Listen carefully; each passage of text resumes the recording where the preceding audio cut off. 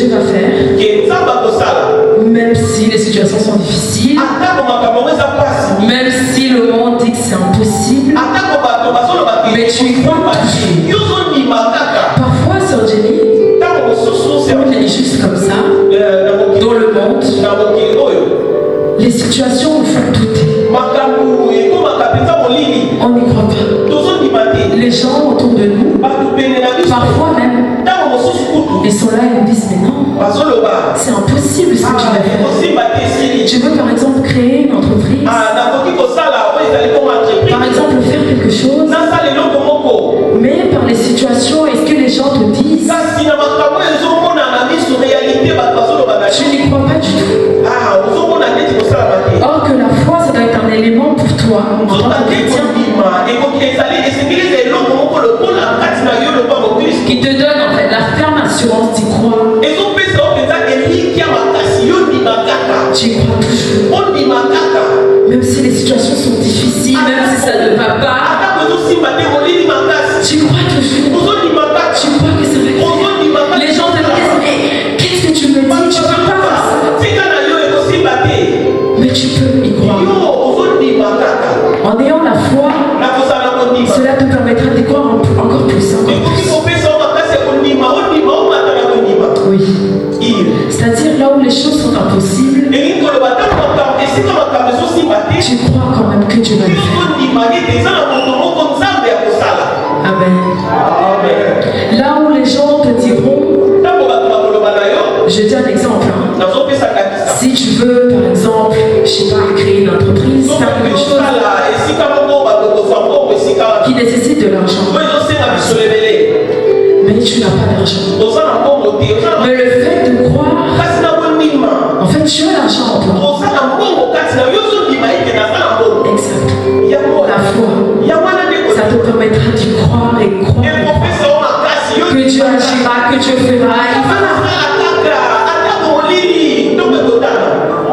Même si les gens autour de moi, ils sont là, non mais Alice, non mais Destina, qu'est-ce que tu veux faire? C'est pas possible. Non. D'ailleurs, ne laisse jamais que quelqu'un te dise que c'est impossible. Si tu veux faire quelque chose, fais-le. Crois-le, crois que Dieu va agir, crois que Dieu fera. Parce que tu as la ferme assurance que Dieu va le faire. Parce que tu as la ferme assurance que Dieu va agir. Amen. C'est ça la foi.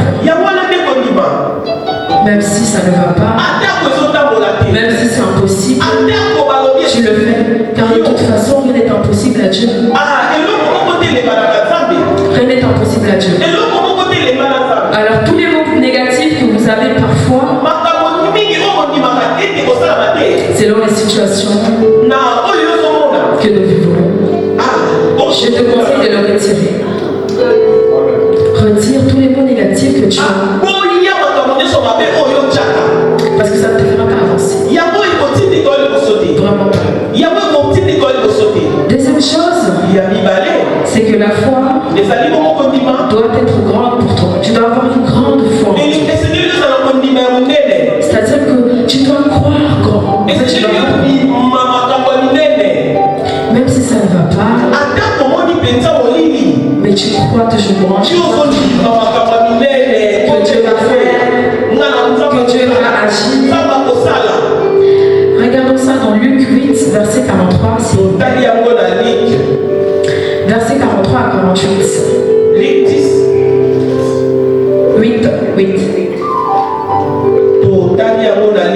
8. Verset 43 à 48.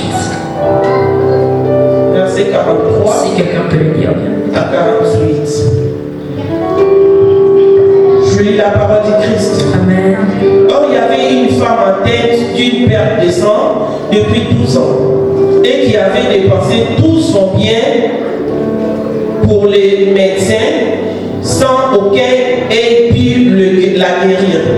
Elle s'approcha par derrière et toucha les bords du vêtement de Jésus. Au même instant, la perte de sang s'arrêta. Et Jésus dit, qui m'a touché? Comme tous s'en défendaient, Pierre et ceux qui étaient avec lui dirent, Maître, la foule t'entoure et te presse, et tu dis qui m'a touché. Mais Jésus répondit, quelqu'un m'a touché, car j'ai connu qu'une force était sortie de moi. La femme, se voyant découverte, vint toute tremblante se jeter à ses pieds et déclara devant tout le peuple pourquoi elle avait touché et comment elle avait été guérie et comment elle était guérie. Elle a été guérie à l'instant. Jésus lui dit, ma fille, ta foi t'a sauvée. Va en paix. Parole de Christ. Ma fille, ta foi t'a sauvée. Alors je vais un peu raconter l'histoire de Anne. Cette femme à la perte de sang pendant 12 ans. Elle a dépensé sur Dieu tout son argent pour être guérie. Mais rien. Elle a tout fait. D'ailleurs la Bible dit qu'elle a dépensé en fait, elle a tout fait.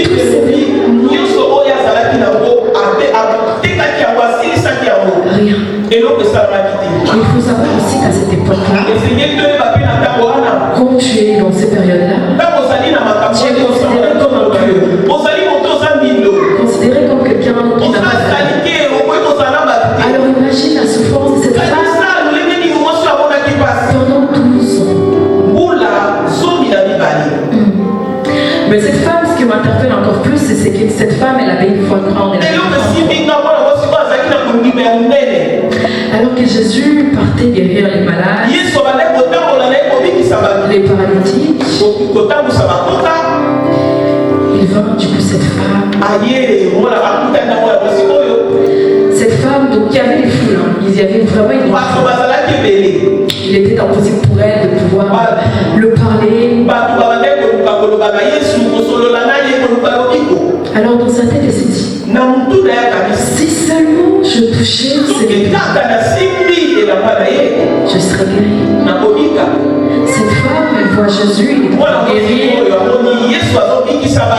Alors, elle touche ses vêtements. Jésus qui était même à côté, il s'est dit, mais qui m'a touché? Qui m'a touché? Ses serviteurs étaient là, ils l'ont dit, mais attends. On est pressé par la foule, on est entouré par la foule. Et toi tu me dis que qui t'a touché? Mais comment ça?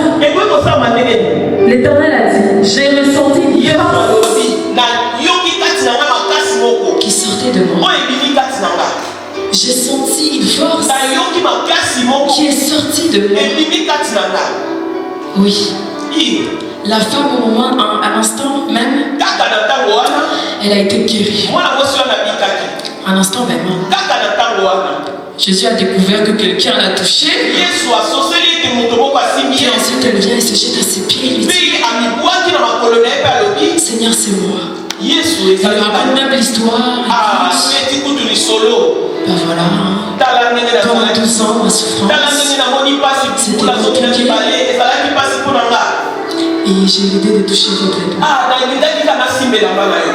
Qu'elle a été guérie. Jésus à côté d'elle lui dit, ma fille, ta foi t'a sauvée. Est-ce que tu peux croire que ta foi peut te sauver? Est-ce que tu crois que ta foi peut sauver ta famille? Est-ce que tu crois que ta foi peut sauver même tes enfants? Oui, la foi sauve. Il faut que tu crois que la foi sauvera toute personne qui s'est rendue autour de toi. Oui. La foi. Avoir une grande foi. Très important. Elle a touché le cœur de Jésus. Elle a été guérie instantanément. Parce qu'elle avait la foi. Elle a attendu 12 ans quand même sur Dieu. Alors toi, si tu attends seulement un an, tu commences déjà à déclarer, ah non mais non, Jésus ne fait rien là. Non mais pasteur, il faut prier pour moi parce que là ça va pas. Elle a attendu 12 ans. Par la foi. Alors moi je t'invite, je te demande même, et je te conseille d'avoir une grande foi en Dieu. Va sauver ton entourage, va sauver avec toute personne que tu vas approcher. Oui, la foi. Amen. Le troisième point, c'est avoir la patience. Pour moi, la patience combine avec la foi. C'est-à-dire que la foi doit se mélanger avec la foi. Parce que c'est quelque chose qu'on espère dans des démonstrations que nous ne voyons pas. Alors nous devons justement avoir la patience. C'est ça qui te fera encore espérer. C'est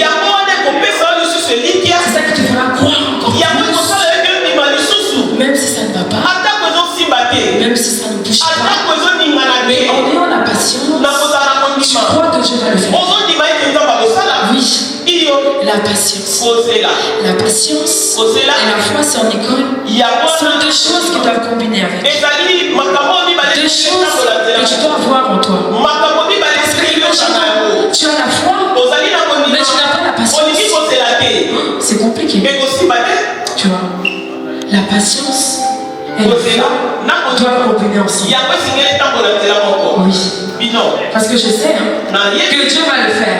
Donc si j'attends 2 ans, 3 ans, 4 ans, je sais que Dieu va le faire. C'est ça la foi. Avec la patience que tu dois combiner. Tu dois les mélanger. Tu verras que ça change tout. Tu verras que ça change. Non mais moi tu vois, j'ai la foi. La patience, moi je n'ai pas. J'ai la foi, mais oh que c'est important. T'auras meilleur en plus. T'auras plus beau. Parce que tu as la patience. Parce que tu attends. C'est ça la patience. Tu auras meilleur, des bonnes choses.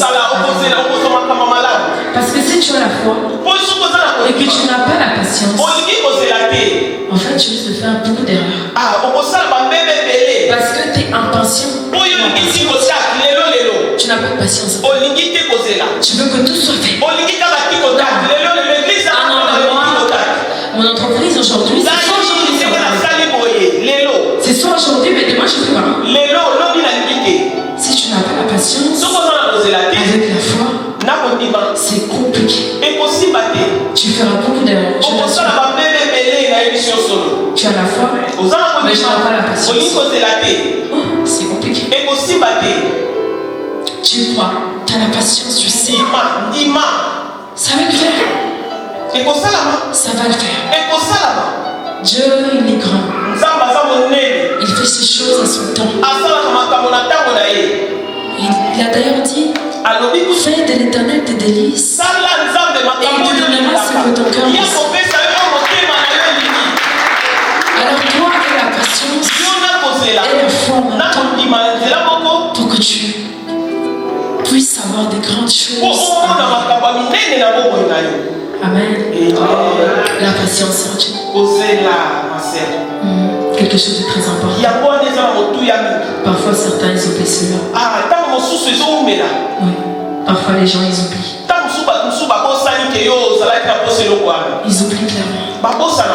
Oh mais moi tu sais j'ai envie d'avoir un enfant, tu vois. Mais là le temps presse. Mais Seigneur je ne réponds pas. Que puis-je faire? Vraiment. Or que si tu as la patience, tu auras des grandes choses, des meilleures. Plus grand que les autres. Ne regarde pas les gens d'ailleurs qui sont autour de toi, qui se sont mariés, qui ont des enfants, qui ont des travaux. Et si aussi tu n'as pas la patience, tu risques de tomber avec eux. Mais tu ne sais pas quelle est la source de ces problèmes. Tu ne sais pas comment ils ont fait cela. Tu ne sais pas comment fait tout ça pour avoir ça. Alors que si tu as la patience, tout se passe calmement, tranquillement. Tu le fais. Patience et la foi. Quelque chose de très important dans ma esprit. Ayons la foi et ayons aussi la patience. Quelque chose que nous devons avoir. C'est hyper important. Dis à ton ami et la patience. Dis-lui encore et la patience. Tu exprimes la foi. C'est ça. Il ne faut pas que tu sois un chrétien. Quand tu approches les gens, tu deviens comme eux. Tu oublies même que tu es chrétien. Tu pars dans des soirées.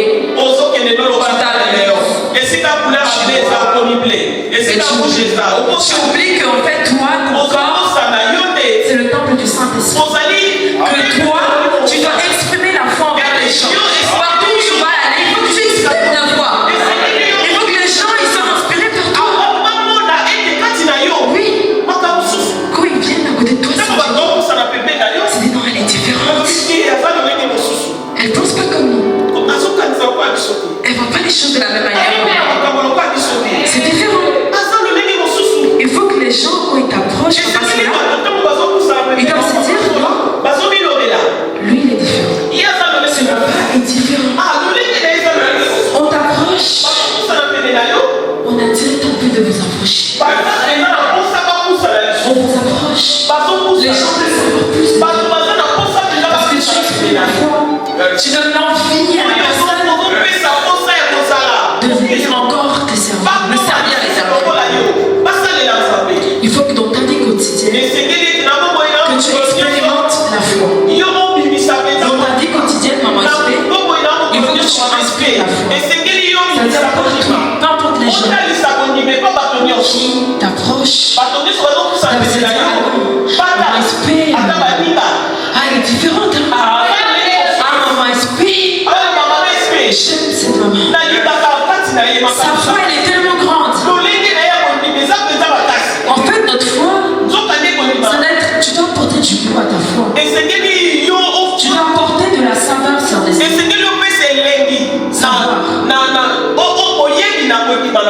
Amen. Tu vas apporter le goût. La saveur dans ta foi. Dans ta vie quotidienne. Quoi que tu fasses, il faut que tu exprimes la foi. Ça, c'est hyper important. Imagine. D'ailleurs, j'avais donné un exemple avec la jeunesse. Imagine, par exemple, tu vas avoir une voiture. Tu n'as pas de voiture. Tu prends des trains. Tu prends des bus. Tu prends des transports. Tu n'as pas les moyens nécessaires. Tu n'as pas d'argent. Mais par la foi, tu crois que tu as déjà une voiture. Par la foi, tu crois que tu as déjà une Mercedes. En fait, la foi, ça doit te rendre un peu fou. C'est-à-dire que je suis peut-être dans un studio, mais je vis comme si quelqu'un qui vivait dans un palace.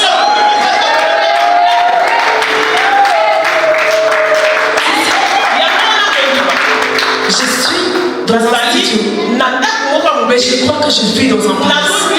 C'est-à-dire que peu importe ce que je fais, ça reflète que je ne vis pas dans un studio, que je vis dans quelque chose qui est plus. En fait, ta foi dans ta vie quotidienne énorme à dépasser les situations difficiles. Exactement. Mets ta foi dans ta vie quotidienne. Tu verras que ça changera énormément. Tu es peut-être dans un foyer, mais tu crois que tu as une maison. Tu dois exprimer ta foi.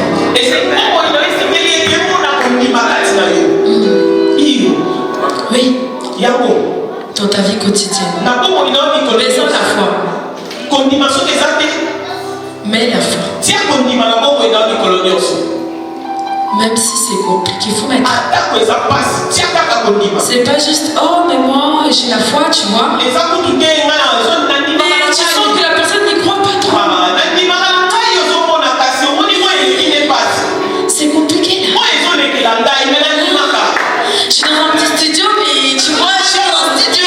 Mais non, tu dois croire que tu vis dans un grand appartement, dans une grande maison, dans un palais. Oui, tu verras que la foi, justement, dans ta vie quotidienne, ça changera tout. Ta manière d'être, ta manière de faire, ça changera. J'expliquerai un truc. Un jour, on était en train de partager un vendredi, le jour de la jeunesse. Il dit quelque chose qui m'a beaucoup interpellée. Il a dit, on était à table. Elle parlait en fait au frère Benjamin. Il lui a dit, ah, leader, comme elle aime le dire. J'aime beaucoup votre foi. Justement, il faut que les gens commencent à s'inspirer de ta foi. Commencent à aimer ta foi. Ils veulent rentrer justement savoir ce que tu fais. Moi, ça m'a beaucoup interpellé. J'ai dit, c'est vrai. C'est vrai. Elle lui a dit, non, votre foi, elle est tellement grande. Ouais. Et puis, je m'imaginais. Je montre un peu la scène. Vous voyez le leader, le frère Benjamin. La sœur d'Hélène commence déjà à rigoler parce qu'elle connaît un peu la scène. Alors, le frère Benjamin, il explique. Ça, c'est vrai. Lui, il a la foi. Il se positionne un peu. J'espace bien les degrés. Il s'est dit, moi, quand j'aurai une femme, elle va commencer à prier. Tu vois l'Éternel là, comment il fait? Il prépare la femme telle qu'il faut. Il la prépare petit à petit. Et ça va tellement bien. Quand je dors, elle est là, elle pêche. Quand elle est là, je suis fatiguée.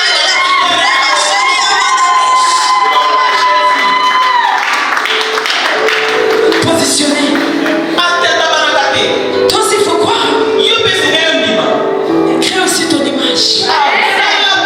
Crée aussi ta chose. Lui, il a créé sa femme. Lui, il a créé ses choses. Mais toi, tu peux créer ta chose. Et un seul mari. Je crée aussi ton entreprise. Petit à petit, je fais les choses. Tu crois que Dieu va te le donner. Moi, je ne sais pas ce que toi tu veux. Je ne sais pas si toi tu veux de l'argent. Je ne sais pas si tu désires quoi. Mais si tu as la foi, mais tu auras ça. Tu auras. Crois seulement tu auras. Crée ta propre chose. Crée ce que toi tu veux. Petit à petit. Les choses vont se créer. Petit à petit, les choses vont devenir quelque chose. Petit à petit, je sais que la chose arrive. Crée ce que tu veux. Petit à petit. Si tu le fais, tu verras que ça change. Tu te positionnes un peu. Voilà. Chacun crée une entreprise sur ma main. Je te positionne bien. Berger. Moi, je suis en train de créer. Je ne sais pas si vous créez quelque chose, mais moi, je suis en train de créer. C'est ça la foi. Il faut que tu te poses. Il ne faut pas que tu sois juste comme ça. Il faut que tu apportes du coup. Il faut que tu apportes la salle. Il faut que tu crées. Tu verras que ça changera. Crée ton espace. Crée ce que tu désires. Et Dieu te le donnera. Parce que tant que tu commences à créer, tu mets ta confiance en Dieu. Tu mets ta foi en Dieu. Il le fera petit à petit. Petit à petit, il va le faire. Je ne sais même pas en tout cas se déranger. Parce qu'il crée. Il crée. Il le fait. Alors je te demande d'apporter la saveur, le goût ta vie quotidienne avec ta foi, dans ta vie de tous les jours. Oui. Il faut que quand les gens s'approchent de toi, on voit que c'est pas la même chose. Lui, il est différent de nous. Il n'a pas d'argent, mais il pense qu'il va créer une entreprise. Non, mais je rêve. C'est impossible, ça, j'ai dit. Ça, c'est ce que les gens du monde disent. Alors toi, en tant que chrétien, enlève tout ce négatif dans ta bouche, à l'intérieur de toi. Oui. Ne crois pas ce que les gens vont te dire. Même s'il n'y a pas d'argent, il n'y a pas de moyens financiers, il va le faire. Il n'y a pas le matériel, il va le faire, il va le donner. Car de toute façon, l'or et l'argent appartiennent à Jésus. Alors il croit dans ton quotidien, exprime cela. Que personne ne te dise que c'est impossible. Que personne vienne te dire que tu ne peux pas le faire. C'est pas possible. Il faut que les gens voient ça. C'est pas juste tu dis je suis chrétien.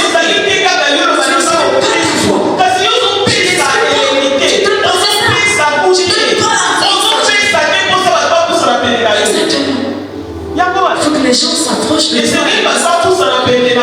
Moi j'aime ces petites mamans-là. Je vois, on a envie de créer une activité. On a envie de créer quelque chose, un projet. On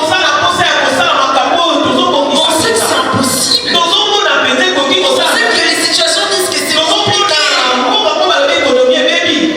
Mais cette maman-là, elle montre le contraire.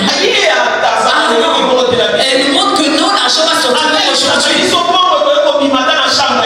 Elle nous montre même, c'est ça, l'argent va sortir de la chambre. La femme rend fou parfois. Est-ce qu'il est bien? En vrai de vrai. Ce qui est bien. C'est très important. Au travail, partout où tu vas, il faut que tu exprimes cette foi. Il faut que les gens puissent distinguer que tu n'es pas d'eux. Il faut que les gens puissent distinguer que tu n'es pas la même personne. Oui. Si tu le fais, tu verras que ça changera. Ça change tout.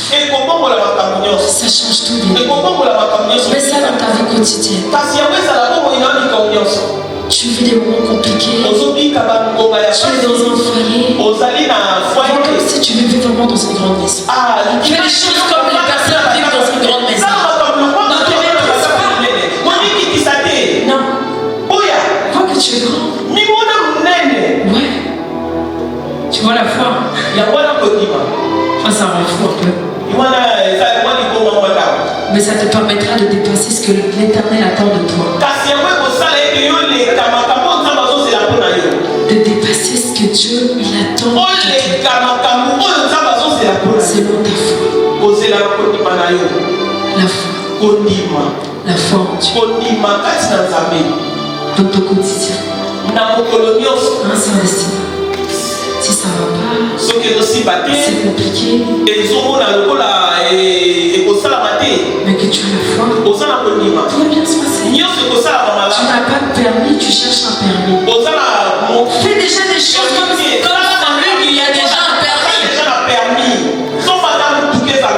Amen. C'est ça que je veux dire. Avec moi, j'aime ça. C'est ça. Tu n'as pas de permis, mais tu crois que tu as le permis. Tu n'as pas de papier, mais tu crois que tu as le papier. Tu fais des choses comme celui qui a les papiers. Vous voulez que je répète? Tu n'as pas de permis, tu crois que tu as le permis. Tu n'as pas de papier, tu vis comme celui qui a des papiers. Tu n'as pas d'entreprise, mais tu crois que tu as une entreprise.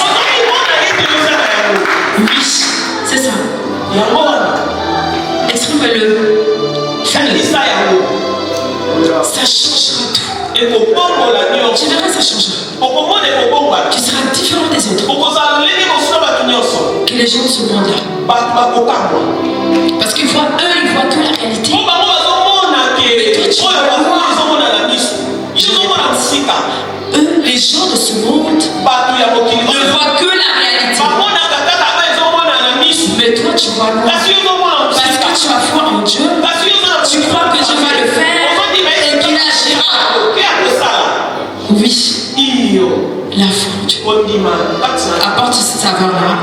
Esprit foi envers ceux qui t'entourent dans ta vie quotidienne, dans ton travail, dans tes projets, dans ta vie. Tout ça doit combiner. Oui. Qui sortait de moi. J'ai senti une force qui est sortie de moi. Oui. La femme, au moment, à l'instant même, elle a été guérie. À l'instant même. Jésus a découvert que quelqu'un l'a touché. Puis ensuite elle vient et se jette à ses pieds. Il dit, Seigneur, c'est moi. Il raconte même l'histoire. Ben voilà. Pendant 12 ans, ma souffrance, c'était compliqué. Et j'ai l'idée de toucher votre épaule. Qu'elle a été guérie. Jésus à côté d'elle lui dit, ma fille, ta foi t'a sauvée. Est-ce que tu peux croire que ta foi peut te sauver? Est-ce que tu crois que ta foi peut sauver ta famille? Est-ce que tu crois que ta foi peut sauver même tes enfants?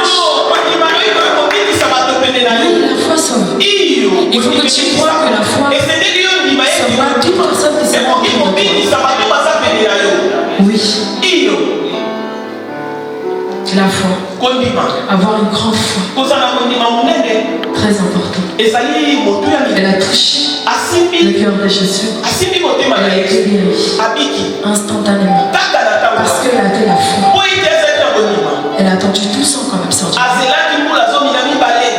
Alors toi, si t'attends seulement un an, tu commences déjà à déclarer. Ah non, mais non, Jésus ne fait rien. Non, mais pasteur, il faut prier pour moi parce que là, ça va pas. Elle a attendu 12 ans. Par la foi. Alors moi, je t'invite, je te demande même, et je te conseille d'avoir une grande foi en Dieu. Parce que cela va sauver ta famille, va sauver ton entourage, va sauver avec toute personne que tu vas approcher. Oui, la foi. Amen. Le troisième point, c'est avoir la patience. Pour moi, la patience combine avec la foi. C'est-à-dire que la foi doit se mélanger avec la foi. Parce que c'est quelque chose qu'on espère dans des démonstrations que nous ne voyons pas.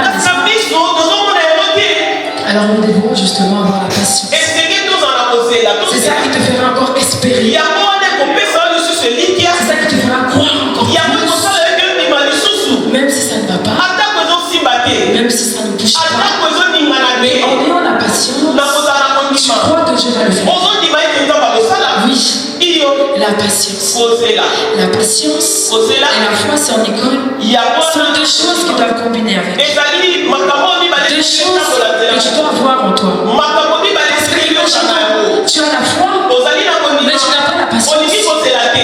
C'est compliqué.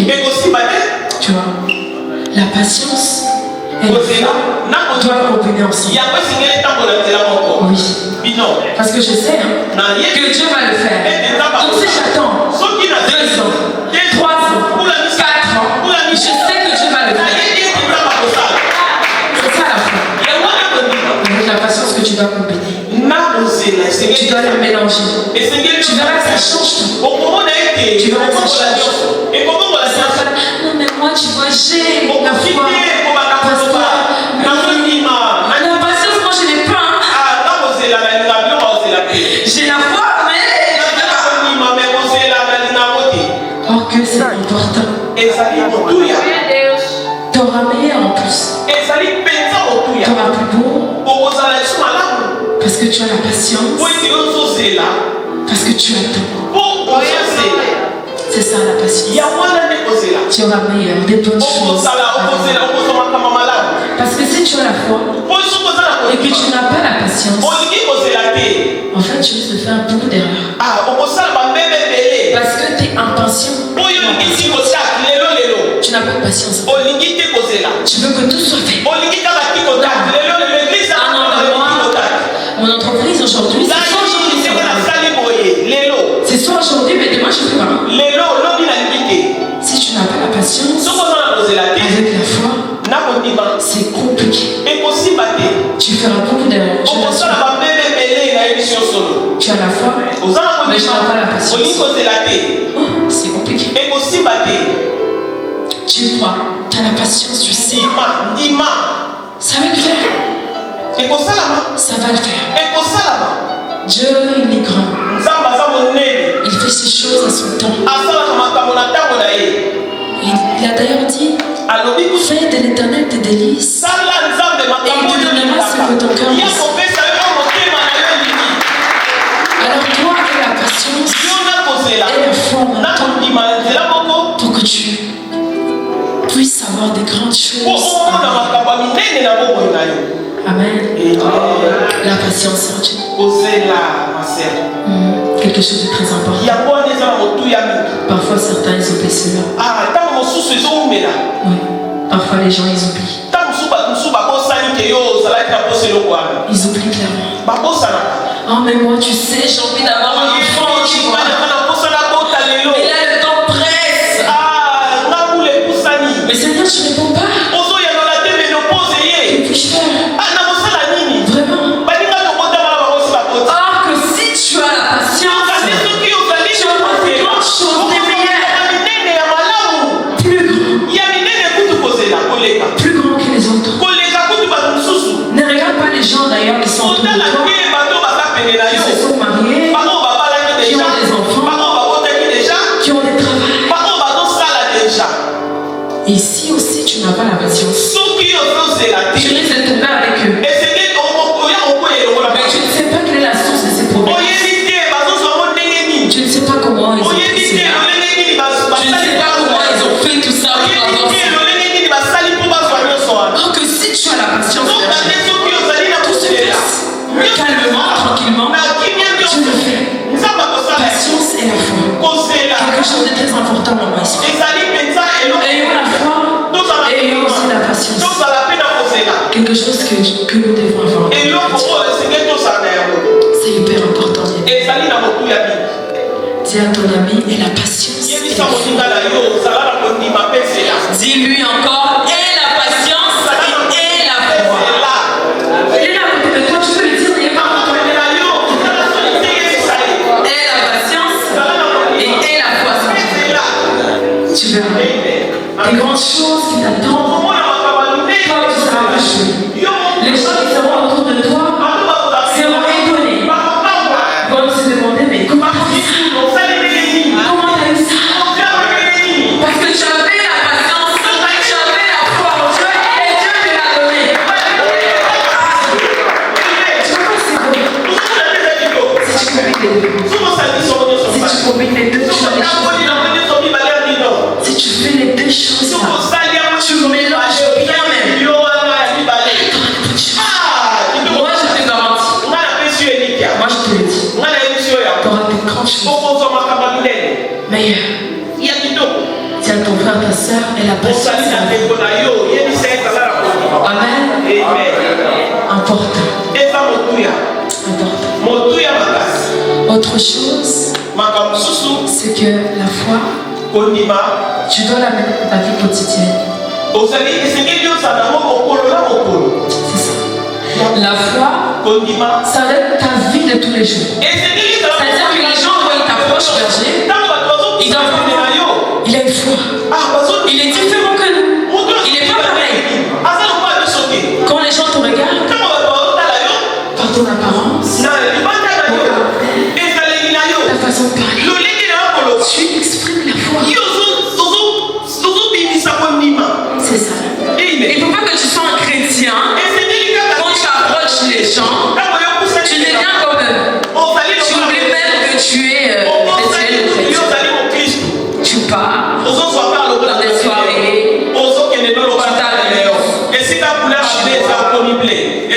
Tu oublies qu'en fait, toi, ton corps, c'est le temple du Saint-Esprit. Que toi, tu dois exprimer la foi envers les gens. Partout où tu vas aller, il faut que tu exprimes ta foi. Il faut que les gens ils soient inspirés par toi. Oui. Quand ils viennent à côté de toi, c'est des non, elle est différente. Elle ne pense pas comme nous. Elle ne voit pas les choses de la même manière. C'est différent. Il faut que les gens, quand ils t'approchent, ils doivent se dire non, lui il est différent. Ce papa est différent. On t'approche, on a direct envie de vous approcher. On vous approche. Les gens veulent savoir plus. Parce que tu exprimes la foi. Tu donnes l'envie à la personne de venir encore te servir. Me servir à l'éternel. Il faut que dans ta vie quotidienne, que tu expérimentes la foi. Dans ta vie quotidienne, maman, il faut que tu inspires la foi. Ça ne sert pas à toi. Peu importe les gens qui t'approchent. Ça veut dire, maman, inspire. Ah, elle est différente. Ah, maman, inspire. J'aime cette maman. Sa foi, elle est tellement grande. En fait, notre foi, ça doit être, tu dois apporter du goût à ta foi. Tu dois apporter de la saveur sur des esprits. Amen. Tu vas apporter le goût, la saveur dans ta vie quotidienne. Quoi que tu fasses, il faut que tu exprimes la foi. Ça, c'est hyper important. Imagine. D'ailleurs, j'avais donné un exemple avec la jeunesse. Imagine, par exemple, tu vas avoir une voiture. Tu n'as pas de voiture. C'est là son âne et prit avec lui deux serviteurs et son fils Isaac. Il fendit du bois pour l'Holocauste et partit pour aller au lieu que Dieu lui avait dit. Le troisième jour, Abraham levant les yeux, vit les lieux de loin. Et Abraham dit à ses serviteurs, restez ici avec l'âne.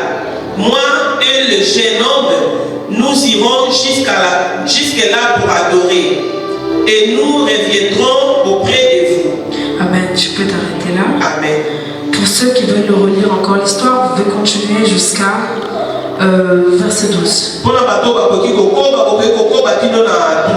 C'est l'histoire d'Abraham qui a été mise à l'épreuve. Alors il faut savoir qu'Abraham, il faisait un temps où il était compliqué pour sa femme de concevoir un enfant. Il priait énormément. Par la foi, Dieu lui a donné son unique fils, le fils de la promesse, Isaac. Puis quelques ans après, il lui dit, ah ben écoute, mon cher Adam, tu vas m'offrir ton fils, ton unique, et tu me l'offriras. C'était dur pour Adam. C'était compliqué. Abraham, pardon. C'était très compliqué pour Abraham. Alors il part quand même. Il prend son fils avec lui. Et il se dirigeait en tout cas pour aller donner un sacrifice. Il part avec ses serviteurs. Donc il met sa femme. Il part avec son fils et ses serviteurs. À un moment donné, donc il faut y aller justement aller offrir le sacrifice. Alors Abraham dit à ses serviteurs, je pars adorer. Nous partons adorer.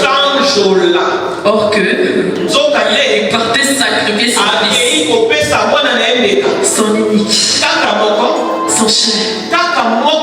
C'est lui qui l'a tant souffert pour l'avoir. Exactement. Il partait. Il faut savoir qu'il avait mal. Très mal. Il n'a pas fait en facilité. Allez, je vais lui offrir un sacrifice. Je vais lui donner. Et puis tout va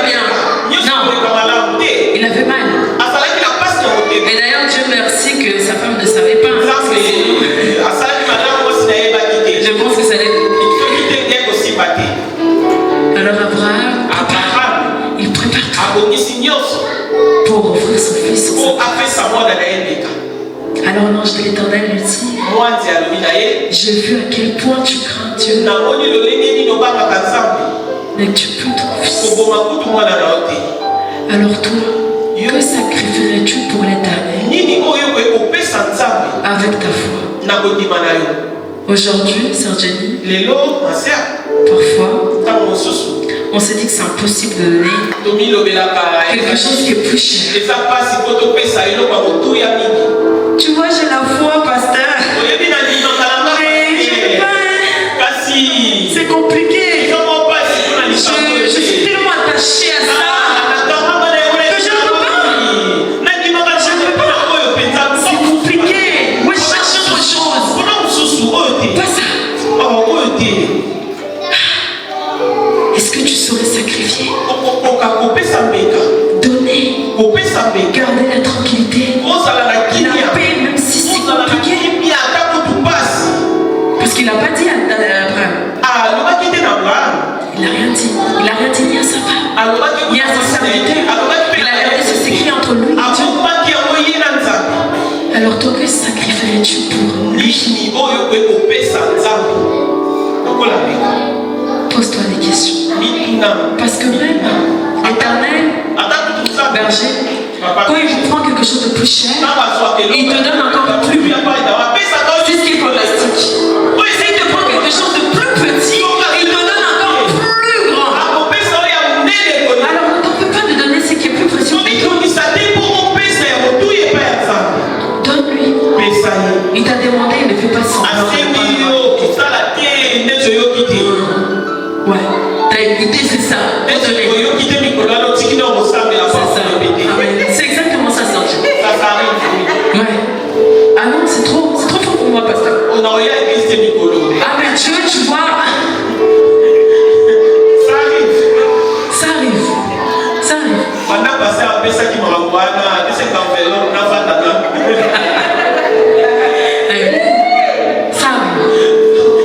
Mais c'est pas ce qui doit t'arrêter. Faire que tu ne dois pas le faire. Faut le faire. Offre un sacrifice, c'est que Dieu te demande. C'est dur. C'est compliqué. Mais fais-le. Parce que de toute façon, de toute manière, il te donnera plus grand. Parce que tu attends. Pour terminer, moi je vais donner juste un petit témoignage. Alors moi, j'avais un iPhone, j'avais un téléphone. Tu sais, c'est fini, hein? On t'a volé. On t'a volé, tu vas plus retrouver. Jusqu'à ils m'ont même acheté un autre téléphone. Pour me faire comprendre que faut oublier. Il faut oublier. Mais moi, j'étais là, je priais. Je disais non. Je n'ai pas perdu mon téléphone. Je l'étais tué à ce moment-là. Je rentrais en prière tout le temps. J'ai commencé à prier. Je disais, Seigneur, dérange la personne qui m'a volé votre téléphone. Il faut lui déranger. Comme c'est ma manière de me le rendre. Moi, je veux qu'il me rende. Qu'il vienne casser, qu'il vienne, tu sais pas, peu importe l'état qui ne marche plus. Moi, je veux voir mon téléphone là. Est-ce que tu crois que tu peux récupérer ce qu'on t'a fait? C'est ça la foi. Tu crois que tu reprends ce qu'on t'a fait? Ce qu'on t'a pris. Si tu as la foi, tu le récupères. C'est facilement. J'ai prié. Hein. Bon, on a prié des cauchemars aussi. Bon, moi, je ne conseille pas de faire ça quand même. Ça se fait pas. Mais j'ai prié. Je disais, dérange-moi. Je veux mon téléphone. Ce qui ne t'appartient pas, ne lui appartient pas. Ce qui m'appartient, m'appartient. Il faut que dans ton cerveau, il faut que tu te dises ce qui m'appartient, m'appartient. Alors je suis en capacité de récupérer la chose. Alors j'ai prié. Je sais pas, ça faisait même 3 mois. J'ai retrouvé ce téléphone. Je l'ai retrouvé. Pourquoi? Parce que j'avais la foi. Parce que j'avais la foi que je veux le retrouver. Pas de si il était endommagé. Pas de si il est et je l'ai vu. Alors crois, toi qui as la foi, que tu peux récupérer ce que t'avais repris. Ce que l'ennemi t'avait repris, tu peux le récupérer. Ce que les gens t'avaient repris, tu peux le récupérer. Ton travail, on t'a récupéré, on a pris un poste qui ne t'appartenait pas, mais tu peux le récupérer. Tu peux le récupérer. On t'avait pris un mariage pour que tu te maries pas, tu peux récupérer la mariage. On t'a dit que tu n'enfanteras pas, mais tu peux récupérer les enfants. Récupère ce qui t'appartient. Ce qui est à toi est à toi. Ce qui est à moi est à moi. Il faut que tu me dises ça. Dans tes prières, ce qui m'appartient m'appartient. Ce qui est à moi est à moi. Et personne ne pourra le contraire. Tu verras que tu récupéreras tout. Amen. Que Dieu vous bénisse.